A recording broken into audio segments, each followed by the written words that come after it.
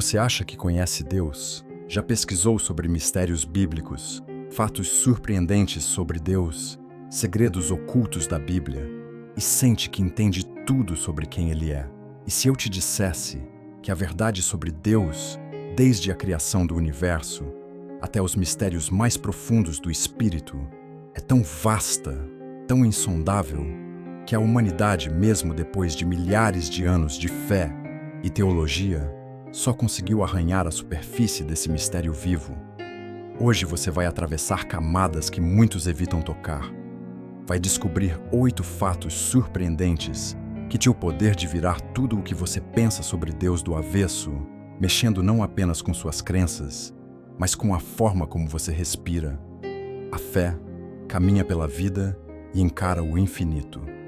Imagine que por trás de cada história sagrada, cada versículo aparentemente simples, exista uma dimensão escondida, um campo espiritual, onde o Criador não é apenas uma figura distante, sentada em um trono de ouro, mas uma presença viva pulsante, capaz de dobrar espaço e tempo, moldar consciências, se mover em silêncio absoluto e, ao mesmo tempo, falar mais alto que todas as vozes.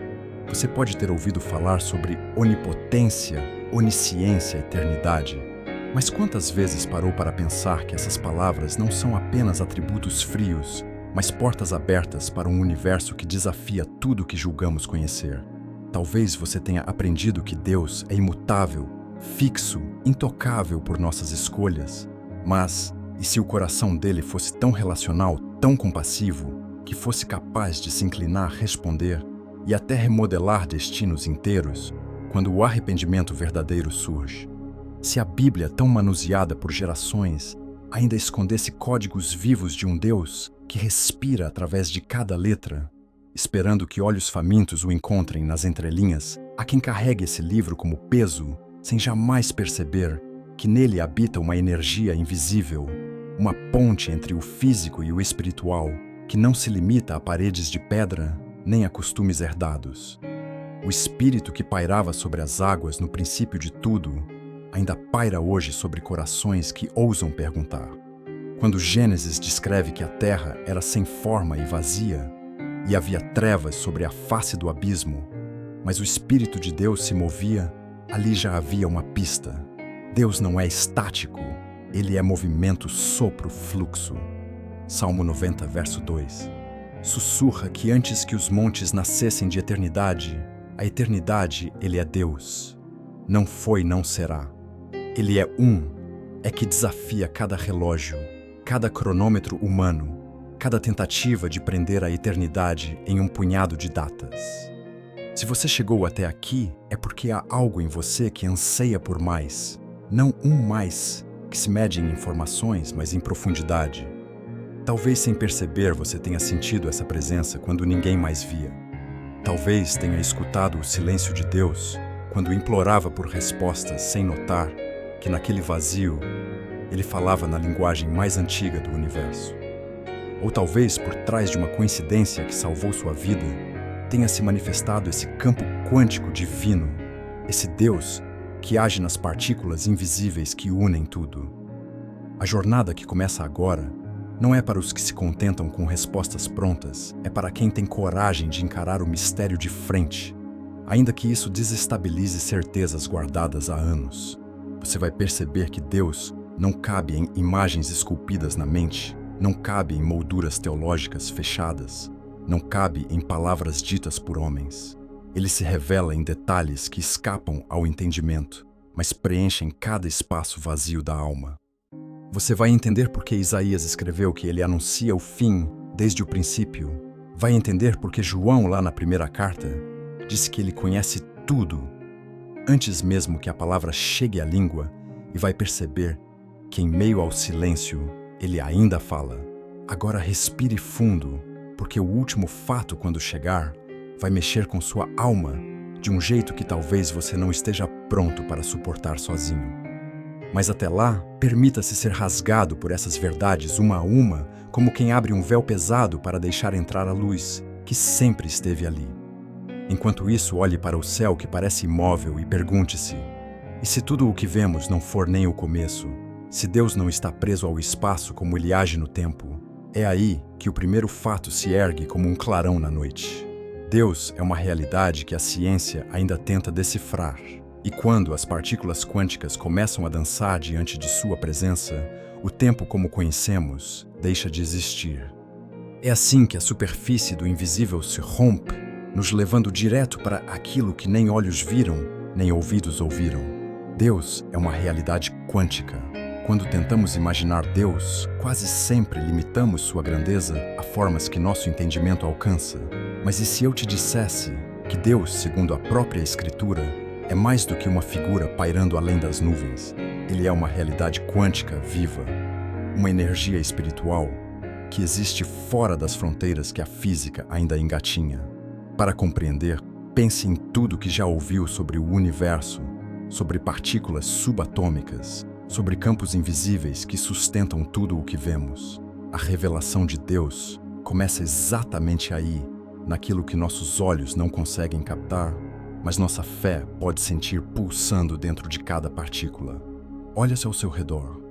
Cada respiração que você solta, cada batida do seu coração, cada fragmento de matéria que compõe quem você é, tudo vibra em um nível tão profundo que nem mesmo o microscópio mais avançado consegue capturar sua essência completa. E é nesse lugar invisível, nesse campo quântico que Deus está. O salmista, no Salmo 90, verso 2, ousou declarar: "Antes que os montes nascessem de eternidade a eternidade, Tu és Deus." Não é apenas uma declaração de fé, mas uma pista de algo que a ciência séculos depois tentaria explicar. A ideia de que o Criador não é preso por limites físicos, mas é o próprio campo que une tudo. Quando Jesus disse que Deus é Espírito, ele estava apontando para uma presença tão maleável, tão abrangente, que pode estar em todos os lugares, em todos os corpos, em todas as dimensões ao mesmo tempo. A física quântica nos fala de partículas entrelaçadas, de campos invisíveis, de realidades sobrepostas. Para quem crê, isso não deveria ser novidade. Afinal, o Espírito de Deus pairava sobre o caos primordial quando nada mais existia. Gênesis descreve que a Terra era sem forma e vazia, e o Espírito de Deus se movia. Um movimento que é vibração, energia, força vital, sustentando tudo, desde o primeiro sopro até o último suspiro da criação. Talvez você já tenha experimentado esse campo espiritual de formas sutis. Um socorro que apareceu quando você mais precisava. Uma voz que sussurrou em meio ao barulho. Uma presença que aqueceu o coração no instante exato em que o medo chegava. Para muitos, isso é apenas coincidência. Para quem enxerga a Deus agindo nas camadas invisíveis da realidade, moldando possibilidades, entrelaçando destinos, sustentando cada átomo, com uma ordem silenciosa que mantém o caos contido, a ciência ainda tenta nomear essa força, chama de energia escura de campo unificado de teoria das cordas. Mas o que é isso, senão uma nova tentativa de decifrar o que a fé sempre proclamou, que Deus não está lá longe, sentado num trono de pedra, mas aqui dentro, ao redor, em cada vibração de luz que escapa de uma estrela distante para tocar a retina humana. Cada partícula carrega a sua assinatura. Cada espaço vazio está repleto de sua presença. Pense no que isso muda na forma como você caminha por este mundo.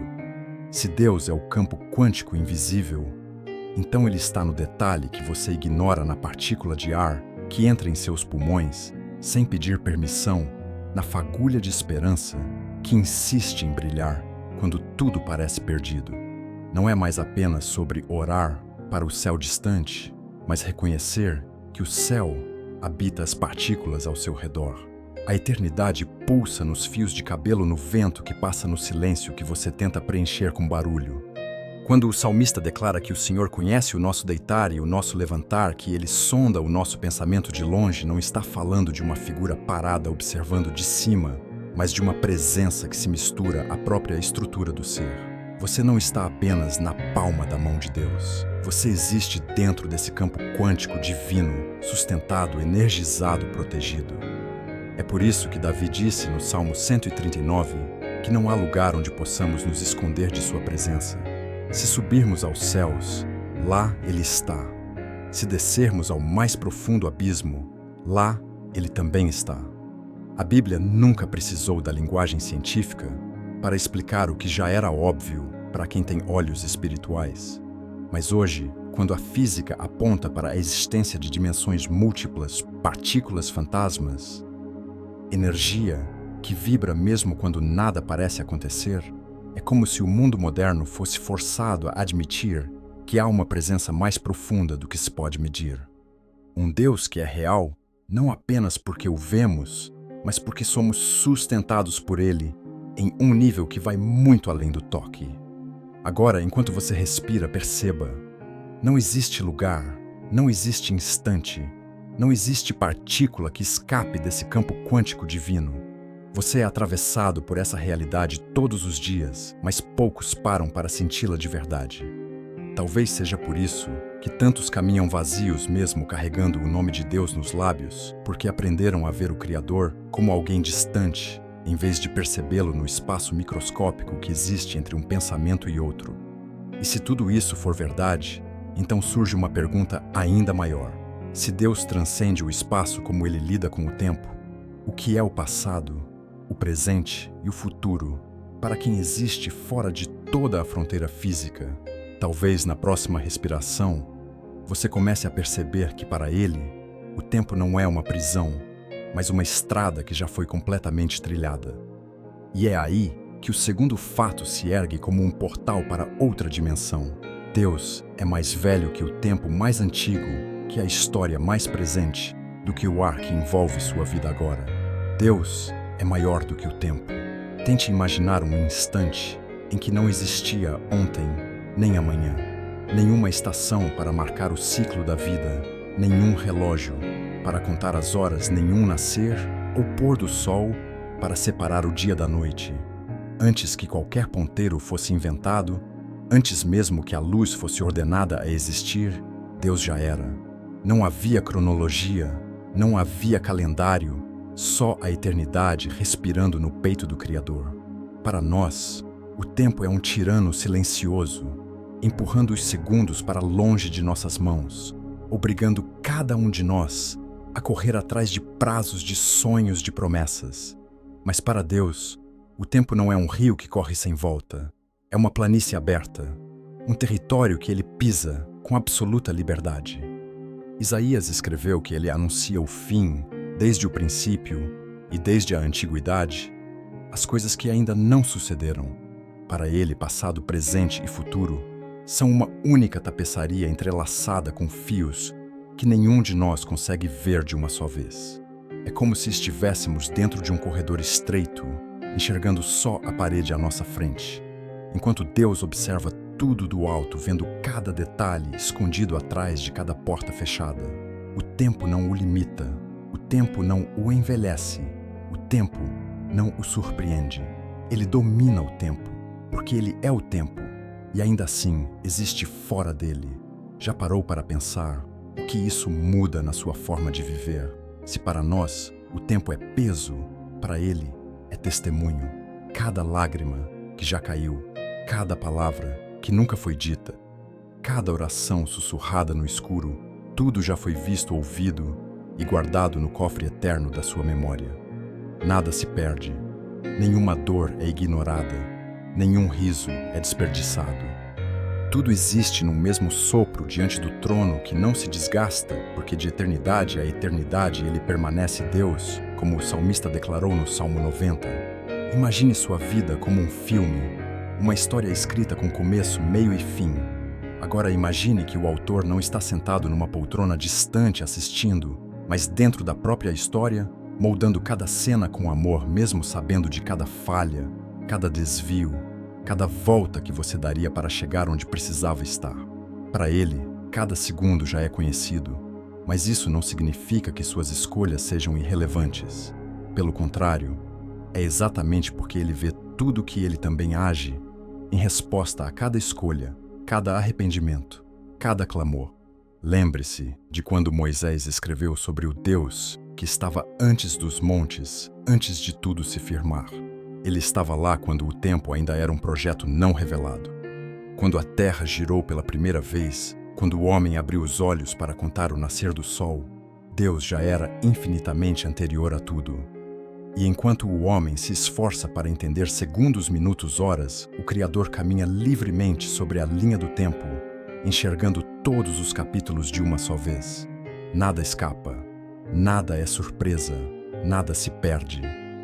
Há quem tema essa onisciência temporal como se a eternidade fosse uma prisão sem saída. Mas para quem confia, essa eternidade é uma âncora. Porque se ele já conhece cada curva do caminho, então cada tropeço já é visto com olhos de redenção. Cada erro, cada desvio, cada capítulo escuro da sua história já foi visitado pelo Deus que não se apavora com o que está por vir. Para ele não existe novidade, existe propósito, existe redenção, existe uma estrada que ele mesmo é capaz de reconstruir, quantas vezes forem necessárias. Quantas vezes você tentou controlar o amanhã? Quantas noites mal dormidas tentando resolver no presente aquilo que só se revelaria com o tempo? E quantas vezes você esqueceu que enquanto o relógio faz tic-tac, o coração de Deus pulsa a eternidade? Salomão escreveu em Eclesiastes que Deus pôs a eternidade no coração do homem, mas sem que ele possa descobrir as obras que Deus fez desde o princípio até o fim. Isso significa que há um eco de eternidade dentro de nós, um anseio pelo que é infinito, mas que não cabe completamente na mente humana. Talvez por isso, tantos busquem respostas onde só há silêncio. Queremos uma linha reta, um cronograma perfeito, um calendário divino, que nos explique por que tudo acontece quando acontece. Mas Deus não é prisioneiro do nosso relógio. Ele age quando quer, porque Ele é. E para quem decide caminhar pela fé, essa é a maior liberdade. Saber que o ontem não define o hoje e que o hoje não engessa o amanhã, porque o autor de tudo não se atrasa, não antecipa, não erra o compasso. Enquanto o tempo te envelhece, ele permanece intocado. Enquanto os ponteiros correm, ele repousa sobre eles, mexendo em cada segundo, se assim for necessário para cumprir o que prometeu. É por isso que ele anuncia o fim desde o princípio, porque o fim, para ele, já é tão vivo quanto o começo. E se tudo isso é real, se Deus realmente governa o tempo, então o próximo passo é perguntar: como funciona a mente de quem enxerga tudo, conhece tudo, e ainda assim nos dá liberdade para escolher? A resposta para isso não mora em livros de filosofia, nem em teorias humanas. Ela se esconde dentro de uma consciência tão vasta que nenhum cérebro poderia conter. É aí que o próximo fato se ergue como um horizonte. A consciência de Deus vai além do que qualquer ser humano pode explicar. E é nela que cada pensamento seu já foi conhecido antes mesmo de nascer. Deus possui uma consciência além do compreensível. Agora feche os olhos, respire fundo e imagine, por um instante, tentar ouvir todos os pensamentos do mundo ao mesmo tempo. É impossível, não é? Nosso cérebro, por mais espetacular que seja, é uma centelha frágil limitada a processar um pensamento por vez, a se perder em distrações, enquanto tenta encontrar respostas que sempre escapam pelos cantos da mente. Mas quando falamos de Deus, falamos de uma consciência tão vasta que, diante dela, todo o nosso conhecimento parece uma gota caindo num oceano sem fim. João escreveu em sua primeira carta que Deus conhece todas as coisas, não algumas, não muitas, mas todas. Cada palavra que ainda não saiu da sua boca, cada medo que se esconde na dobra mais escura da sua alma, cada sonho que você ainda não ousou contar a ninguém, tudo isso já está guardado, visto, sondado. O salmista, no Salmo 139, entendeu isso antes mesmo de a ciência tentar explicar como funciona o cérebro humano. Ele declarou que Deus conhece o nosso sentar e o nosso levantar, que Ele esquadrinha o nosso andar e o nosso deitar, que antes mesmo que a palavra chegue à nossa língua, Ele já a sabe na totalidade. Pense por um momento na profundidade desse nível de consciência. Enquanto você vive um conflito interno tentando decidir entre o certo e o errado, Deus não apenas vê o seu dilema, Ele já conhece todas as estradas que você pode seguir a partir dessa escolha. Enquanto você tropeça em arrependimentos do passado, Ele observa tudo dentro de um quadro maior, onde cada queda se torna semente de aprendizado, cada falha se torna oportunidade de redenção. Ele não é apenas um espectador da sua consciência. Ele é a própria fonte de onde toda a consciência flui. Não existe lugar seguro para esconder pensamentos dele. Não há máscara que consiga encobrir aquilo que está preso entre a mente e o coração. Para muitos, isso pode parecer assustador. Afinal, quem gostaria de ter cada erro, cada dúvida, cada desejo secreto exposto diante de uma presença tão santa? Mas para quem entende o amor de Deus, essa consciência total não é uma ameaça, é consolo. É um lembrete de que não estamos sozinhos, nem mesmo no silêncio das nossas maiores batalhas internas. Quando Jesus caminhou pela terra, Ele revelou lampejos dessa mente infinita. Lembra quando Ele olhava para alguém e respondia antes mesmo que a pergunta fosse feita? Quando Ele via além da fachada, rasgando máscaras com um olhar que atravessava pele, carne e osso? Aquilo não era apenas poder, era a consciência de Deus agindo em carne. Era o mesmo Deus que sonda mentes e corações, mostrando que nada escapa, que tudo importa, que cada detalhe escondido tem peso de eternidade. Talvez você já tenha sentido isso. Já teve pensamentos tão sombrios que não ousou confessar nem mesmo em oração, como se pudesse protegê-los atrás de uma porta trancada na mente. Mas o que a Bíblia diz é que essa porta nunca existiu para ele. Hebreus lembra que todas as coisas estão nuas e patentes aos olhos daquele a quem temos de prestar contas. Essa nudez é mais do que exposição. É a chance de sermos verdadeiros, de pararmos de tentar impressionar o céu com máscaras de santidade, de aceitarmos que Ele nos conhece melhor do que nós mesmos. É aqui que mora o ponto mais desconcertante. Mesmo conhecendo cada pensamento impuro, cada pecado escondido, cada hesitação covarde, Deus não vira o rosto em repulsa. Ele olha, vê e ama. Um amor que não ignora a justiça, mas que mergulha na graça para que a justiça não nos destrua. É esse nível de consciência que faz o perdão ser tão poderoso. Não é um perdão genérico automático. É um perdão que olha cada detalhe, cada motivação, cada cicatriz oculta. E ainda assim diz: eu te quero, eu te refaço, eu te dou um novo caminho. Quando Davi orou pedindo: sonda-me, ó Deus, e conhece o meu coração, ele não estava convidando um Deus distraído para prestar atenção. Ele estava abrindo as portas do inconsciente para aquele que já conhecia tudo, mas que respeita o nosso livre-arbítrio, até mesmo na entrega. Essa é a beleza de uma consciência infinita. Ela é invasiva sem ser violenta penetrante, sem ser destrutiva santa, sem ser distante. Ela conhece, mas também cura. Ela revela, mas também restaura. Se você duvida disso, olhe para a cruz. Ali estava a prova viva de que Deus conhece cada milímetro da maldade humana, cada grito de traição, cada cuspida de ódio, e ainda assim decidiu amar até o último fôlego. Ele viu toda a escuridão, mas ofereceu toda a luz. Ele sondou cada mente, mas escolheu derramar misericórdia, onde o julgamento seria o desfecho justo. Essa consciência não é fria, não é um algoritmo divino que analisa dados de forma impessoal. É uma mente viva, pulsante, tão próxima que respira com você. E se tudo isso é verdade, então surge uma pergunta inevitável. Se Deus conhece tudo tão profundamente, por que tantas vezes Ele parece se esconder no silêncio? Porque Ele permite que fiquemos sem resposta, mesmo quando nossa mente clama por direção. Talvez no próximo sopro de entendimento você descubra que o silêncio não é ausência. É uma das formas mais profundas pelas quais o Deus da consciência infinita se revela. É aí que o próximo fato surge, como uma brisa que corta o deserto. Deus é um Deus de mistério e silêncio. E nesse silêncio, Ele fala mais do que 1000 vozes poderiam sussurrar.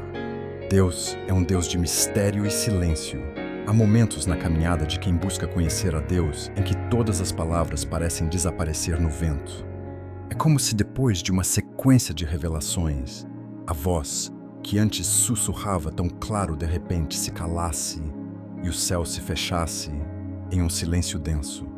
Para muitos, isso é um sinal de ausência, um eco vazio que machuca mais do que qualquer resposta negada.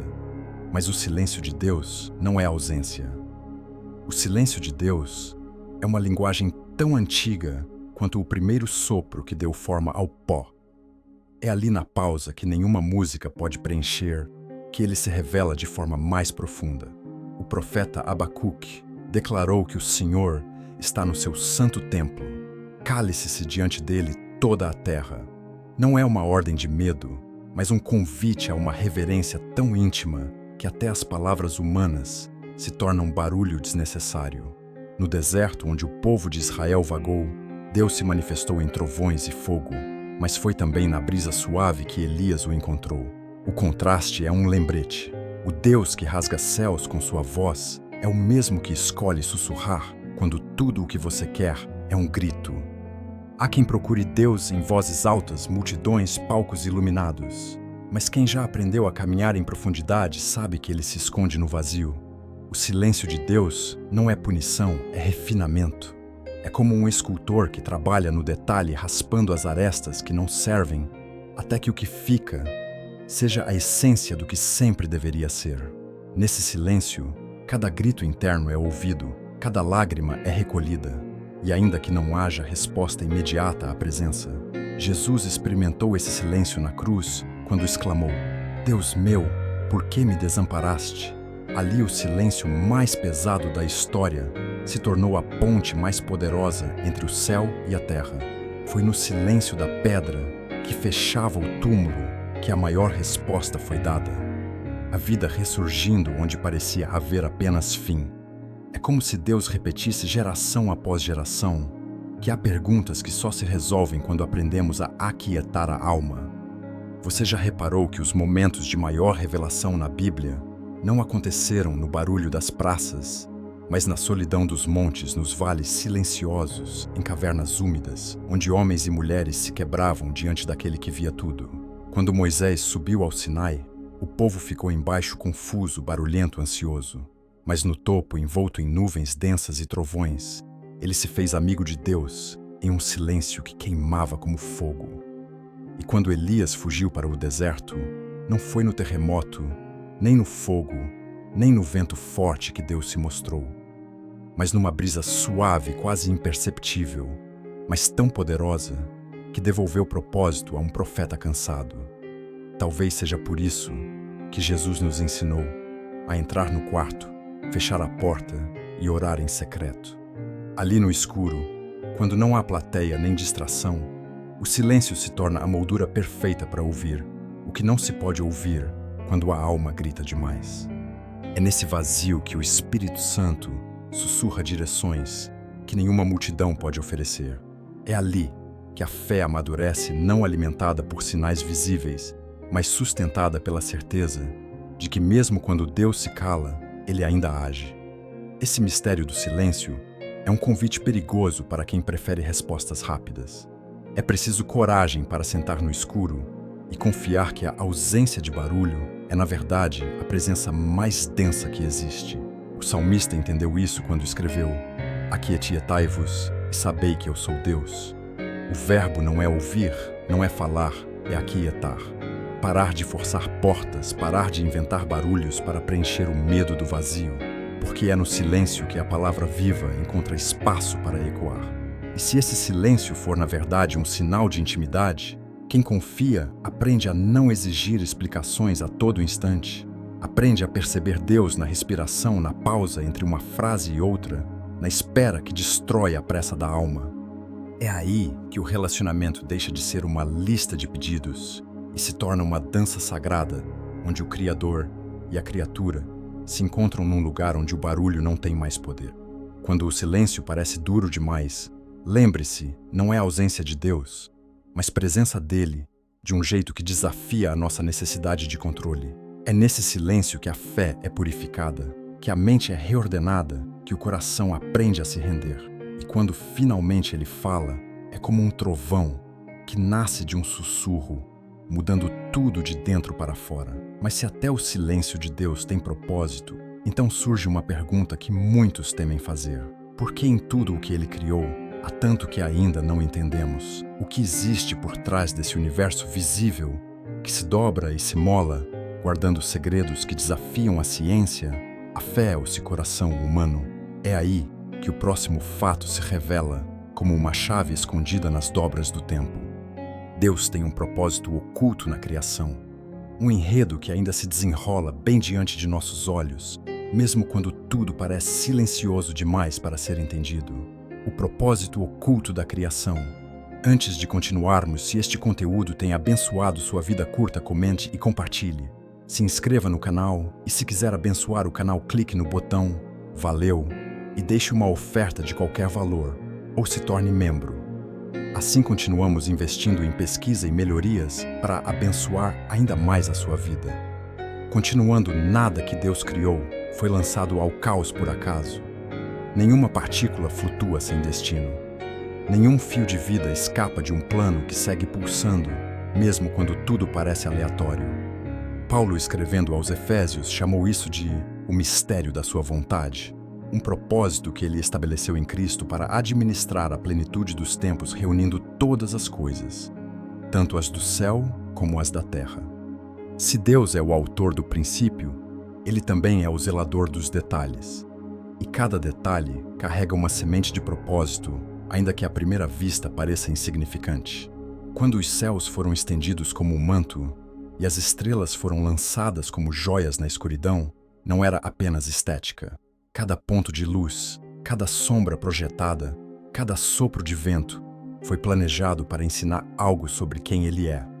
A criação é um livro vivo respirando pistas sobre a mente de quem não apenas a formou, mas também a sustenta. Você pode até não perceber, mas está inserido nesse enredo maior. Suas pequenas decisões, suas batalhas diárias, até seus silêncios, têm peso nesse equilíbrio que atravessa gerações. Quando Paulo diz que fomos escolhidos antes da fundação do mundo, não é poesia, é uma afirmação de que cada vida tem uma interseção com esse propósito oculto. E mesmo quando tudo parece confuso, há um fio invisível conduzindo cada fragmento para o destino certo. Na história de José do Egito, a gente enxerga essa engrenagem em ação. Vendido como escravo injustiçado na prisão, esquecido por quem prometeu ajuda, cada ponto parecia solto sem sentido, mas na hora exata, cada sofrimento se encaixou como peça de um mosaico que salvaria uma nação inteira. O propósito oculto não foi revelado no auge do barulho, mas na dor silenciosa que o moldou para suportar o peso de governar. Quando olhamos para o Éden, vemos um jardim que era mais que flores e frutos.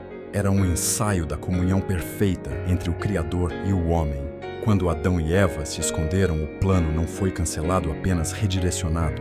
A queda não foi o fim, mas o início de um resgate que correria por gerações. Até se encarnar em Jesus, nada saiu do controle, porque nada foge desse propósito, que é mais antigo que a primeira folha que brotou de um galho. Hoje, cada alma ainda carrega em si um fragmento dessa missão.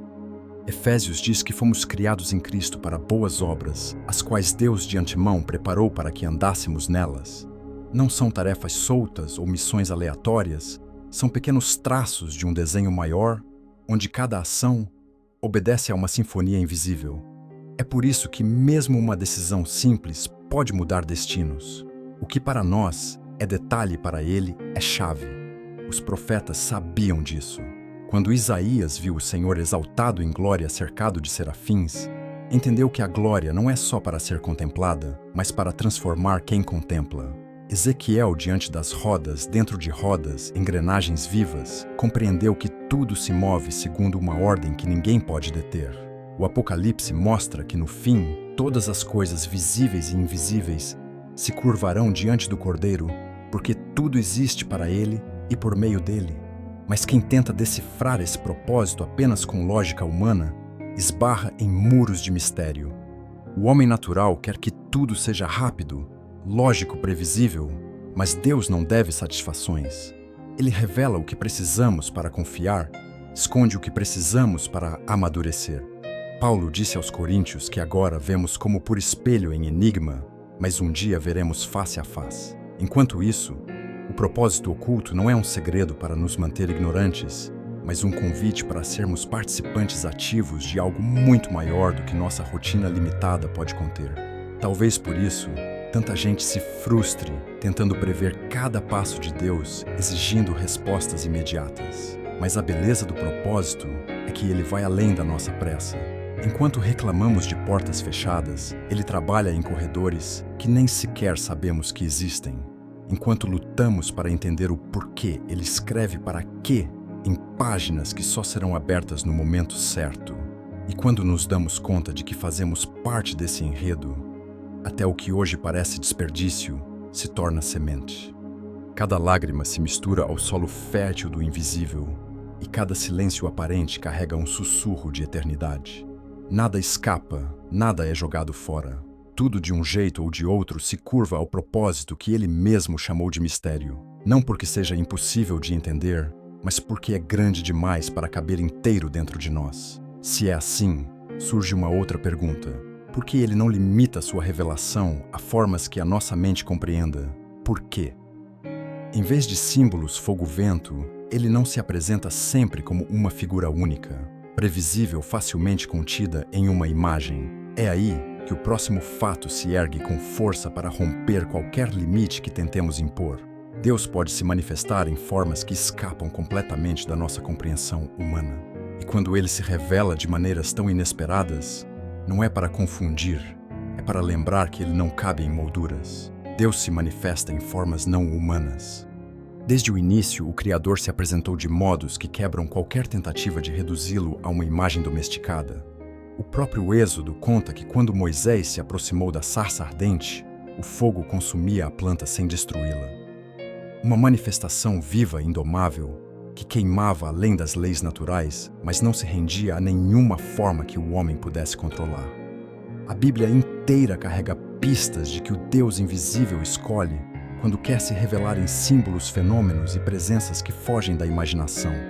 Ele não é uma estátua entronizada para ser admirada à distância. É um fogo que se acende onde não se espera.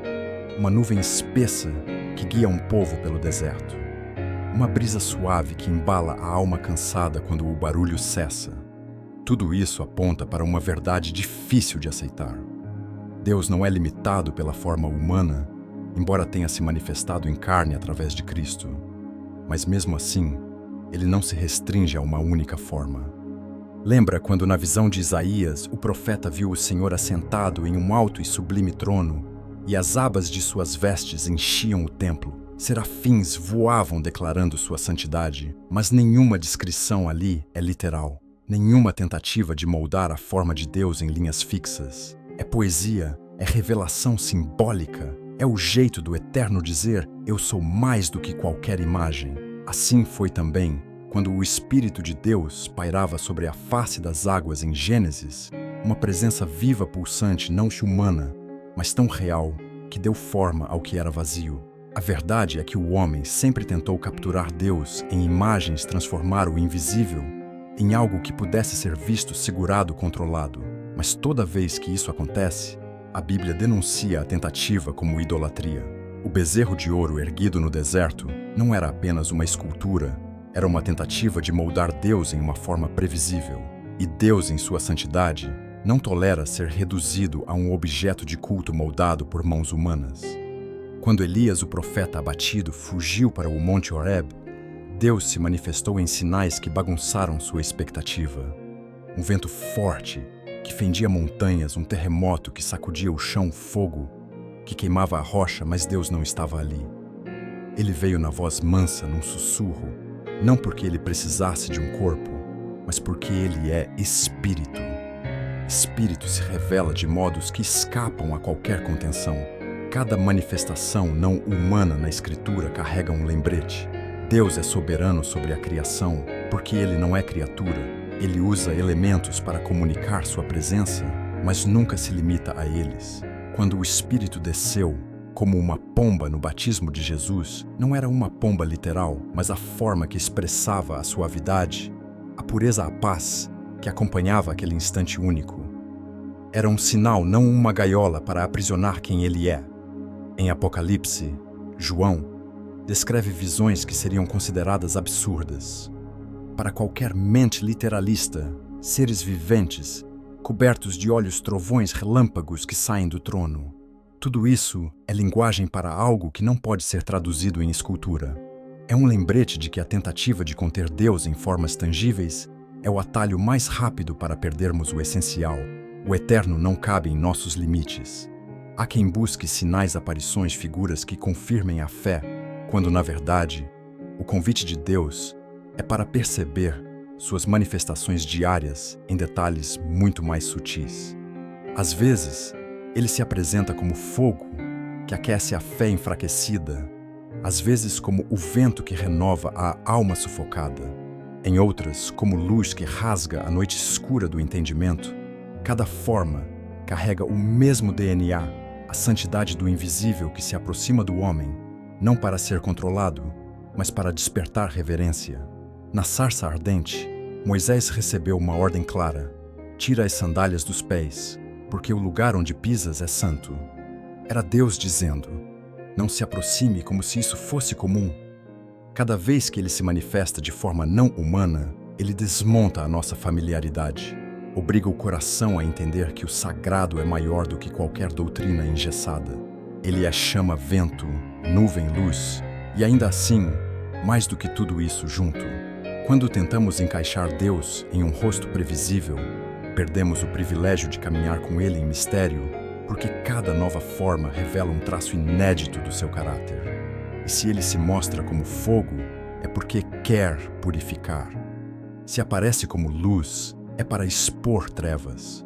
Se vem como vento, é para mover o que estava estagnado. É sempre Ele, mas nunca do mesmo jeito. Essa revelação nos prepara para algo maior. Se Deus se manifesta de formas tão diversas, então existe uma força viva que atravessa tudo, conectando o visível e o invisível. Uma energia espiritual que não apenas cria, mas também sustenta, renova e transforma cada célula da existência.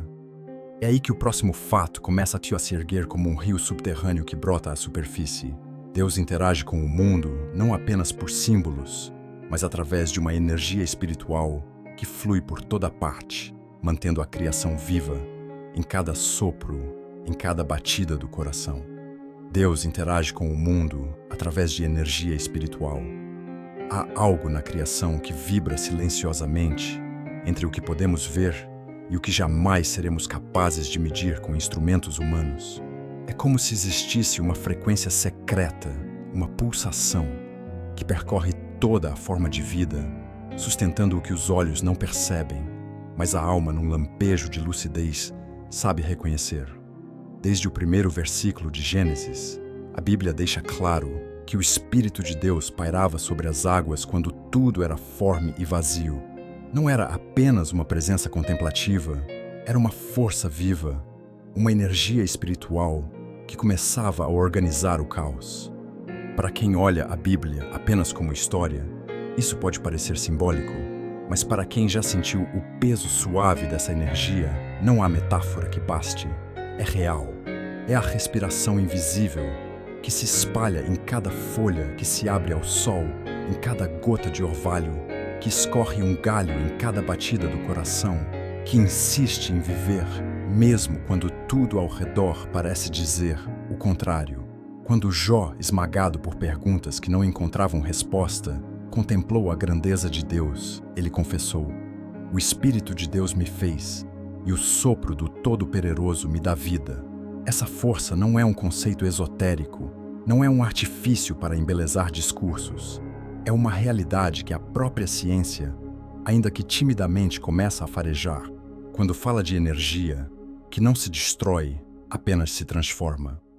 O que os laboratórios tentam definir, a fé já sabia. Há algo em nós que não se dobra à decomposição da matéria, uma faísca que carrega impressa a assinatura do Eterno. E essa faísca não está contida em templos de pedra, mas se espalha por tudo aquilo que respira. Quando Jesus conversou com Nicodemos, ele disse que o Espírito é como o vento. Sopra onde quer, você ouve o som, mas não sabe de onde vem, nem para onde vai. É assim que Deus se move, livre, intuável, mas capaz de se infiltrar no mais duro dos corações. Às vezes, essa energia é um sussurro que interrompe pensamentos suicidas no último segundo.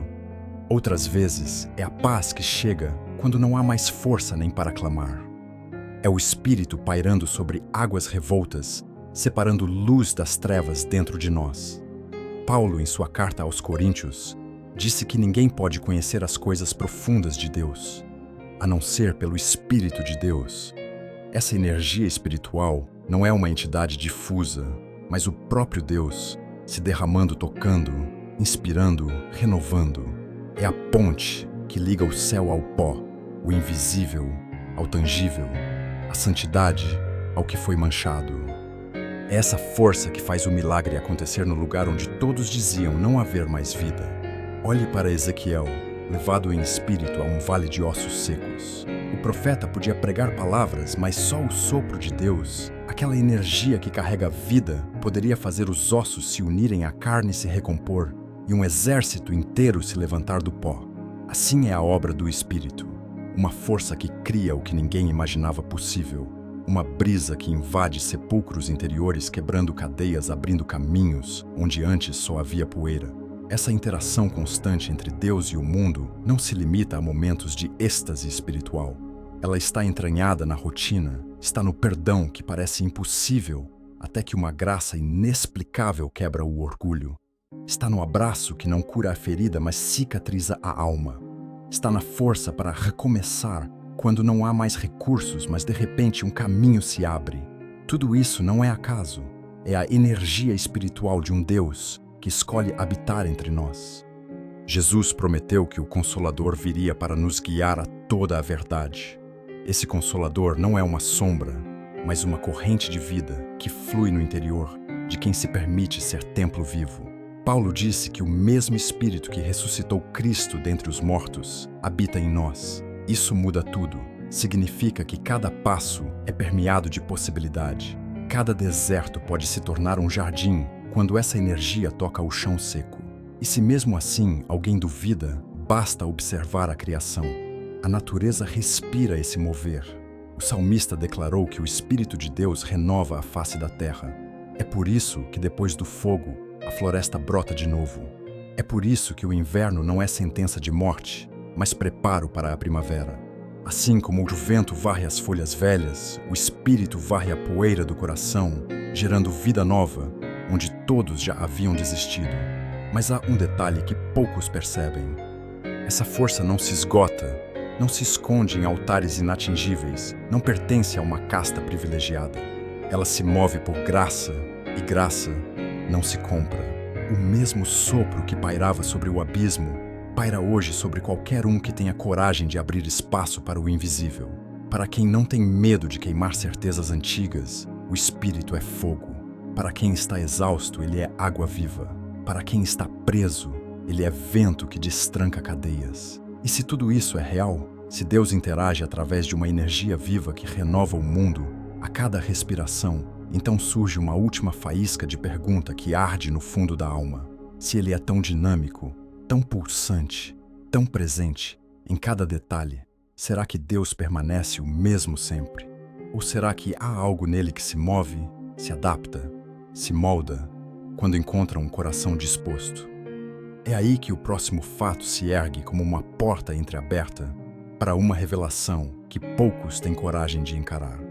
Deus está sempre em transformação e evolução, não porque Ele mude em sua essência, mas porque sua relação conosco se molda à medida que nós mudamos também. Deus está sempre em transformação e evolução. Há uma linha tênue entre o que os homens entendem como imutabilidade divina e o mistério que a própria Escritura sugere sobre o Deus que responde, se move, se inclina ao clamor. É um conceito que desafia quem tenta encaixar o eterno em dogmas inflexíveis. Porque ao mesmo tempo que a Bíblia afirma que Ele é o mesmo ontem, hoje, e eternamente também revela que Ele se deixa tocar por um coração que se quebranta. E essa tensão não é contradição, é um lampejo de como a santidade se mistura com graça viva. Quantas vezes ouvimos que Deus não muda? É verdade. Sua essência, sua natureza santa, sua justiça perfeita Tudo isso permanece intocado, mas quando mergulhamos nas entrelinhas da palavra, surge uma faceta desconcertante.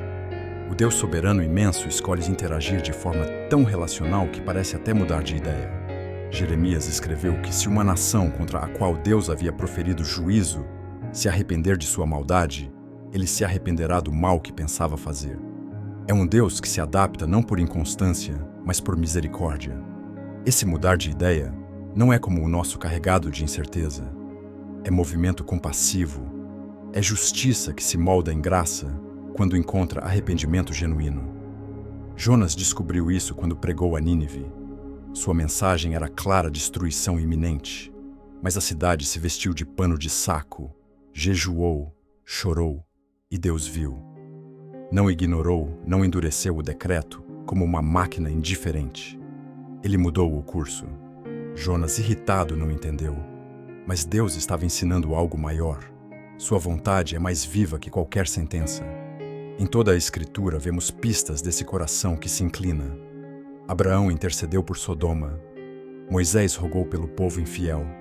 Davi derramou o coração para escapar de um juízo merecido. E o céu respondeu não com frieza, mas com flexibilidade que só o amor perfeito tem coragem de praticar. Esse não é um Deus incoerente. É um Deus que caminha junto, um Deus que não se isola em um trono distante, mas desce até o pó para ouvir gemidos. Quando dizemos que Deus evolui, não falamos de uma evolução como a humana sujeita a erros e correções. Falamos de uma dinâmica viva de uma relação que não é engessada. O relacionamento com Deus não é um contrato assinado e guardado numa gaveta. É uma aliança viva.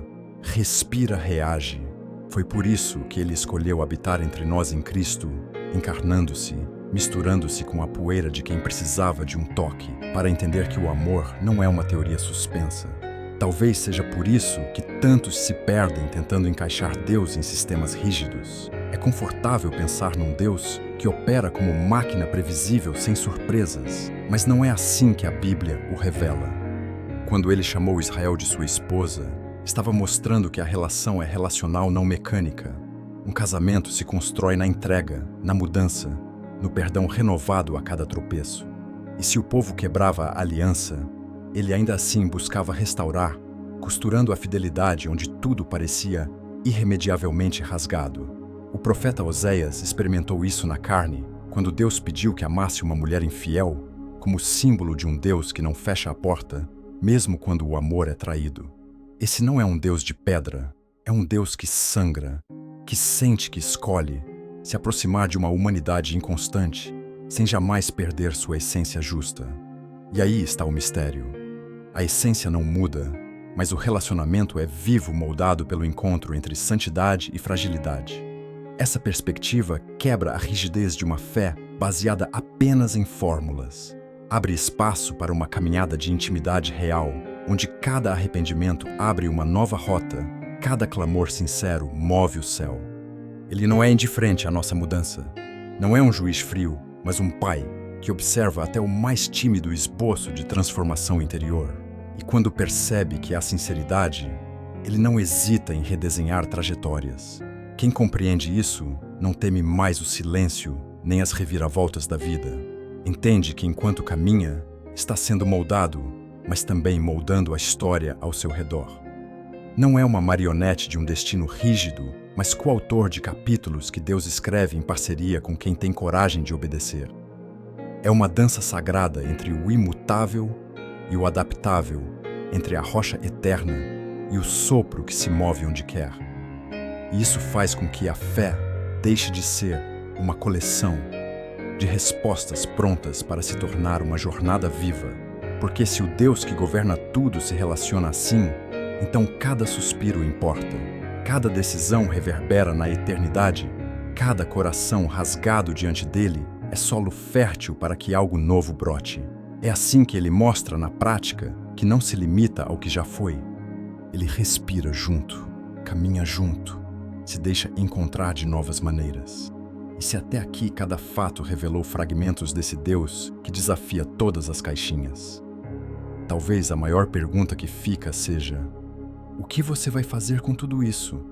Porque não há como sair ileso dessa jornada sem confrontar a própria fé, sem abrir mão das máscaras, sem permitir que o espírito que pairou sobre o caos paire agora sobre sua alma.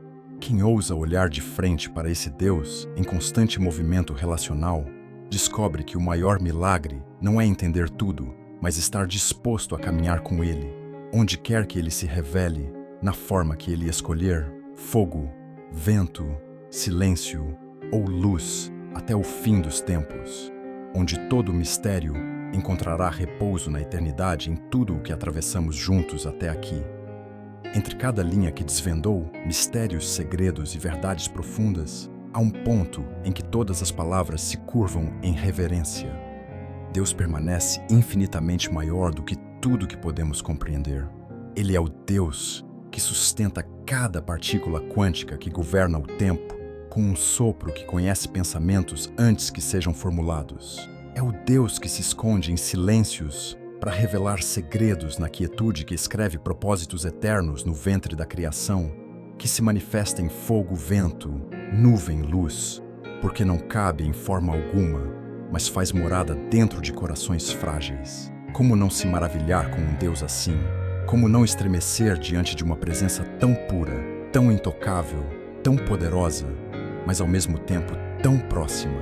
Ele que não precisa de ninguém para ser completo nos quis, não porque precisava, mas porque decidiu nos amar. Ele se fez espírito que se move energia, que sustenta esperança, que renasce nos lugares mais improváveis. E mesmo sendo perfeito, justo e santo, escolheu abrir mão de sua glória para abraçar a lama da nossa humanidade através de Cristo. A grandeza de Deus não é fria como uma montanha inatingível. É calor que convida luz, que atrai graça, que restaura. E quem se dá conta disso, entende que não é uma fé herdada ou um ritual repetido que nos aproxima dele, mas um coração quebrantado disposto a admitir que sem ele tudo é caos outra vez. Há uma beleza profunda em perceber que o mesmo Deus que habita as galáxias mais distantes inclina o ouvido para ouvir o clamor de uma única alma perdida. O mesmo que pintou cada detalhe do universo é o mesmo que conhece o número dos fios de cabelo de cada filho seu. Em cada fato que percorremos, ficou evidente que Deus não é um conceito preso a paredes de templos. Ele se manifesta onde encontra espaço em formas que desconcertam e em silêncios que curam. Ele responde, ele move, ele transforma, mas acima de tudo, ele ama. Ama como nenhum ser humano jamais amará. Ama a ponto de suportar a dor de uma cruz. Ama a ponto de perdoar o imperdoável. Ama a ponto de caminhar ao nosso lado mesmo quando viramos as costas. Esse amor é tão vasto que não se mede por palavras, mas se prova na entrega. Não há altura, profundidade, presente ou futuro que possa separá-lo de quem escolhe abrir a porta do coração. É por isso que a fé não é só informação, é rendição. É dobrar os joelhos no chão e admitir que o Deus de mistério, silêncio, poder e eternidade quer morar dentro de vasos rachados como nós. Então hoje, depois de tudo o que você viu, tudo o que ouviu, tudo o que seu espírito discerniu, no profundo fica uma única pergunta: o que você vai fazer com esse Deus tão perfeito, mas tão pessoal? Vai deixá-lo à porta ou vai permitir que ele transforme cada parte quebrada da sua história em algo novo? Se você tem sentido esse toque suave que atravessa a dureza do peito, não ignore, não adie. Talvez esse seja o instante que muda tudo. Se você quer se reconciliar com Jesus Cristo, se afastou dos caminhos, se cansou de tentar sozinho, ou se nunca deu esse passo de fé e quer começar agora, declare aí, onde está, com toda a sinceridade que conseguir reunir: eu te aceito, Senhor Jesus, como meu único e suficiente Senhor e Salvador da minha vida. E se você já pertence a Ele, escreva amém nos comentários. Declare sua fé, não para encher uma estatística, mas para espalhar essa mensagem, para que mais e mais corações sejam alcançados pela mesma voz que sussurra ao seu. Compartilhe essa palavra. Alguém perto de você talvez precise exatamente desta esperança. Que o Deus que habita o silêncio fale alto dentro de você hoje.